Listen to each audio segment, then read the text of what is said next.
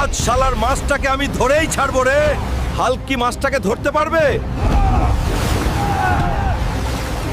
হাল্কের বাড়িটা ভেঙে মুছড়ে ফেল। আমাদের উপর দয়া করুন অফিসার, আমাদের যাওয়ার আর কোনো জায়গা নাই। অফিসার, আমরা সব লোন শোধ করে দেব, দয়া করে আমাদের বাড়িটা ভাঙেন না। এক কথাও না, হাল্ক আসার আগেই বাড়িটা ভেঙে ফেলো। বাবা, পুলিশরা আমাদের বাড়িটা ভেঙে দিচ্ছে, তুমি জলদি চলো। কার এত সাহস আমার বাড়িতে হাত দেয়? হাল্ক এত রাগ করে কই যাইতাছে রে? আমার বাড়ি ভাঙতাছে রে, আমি আইতাছি।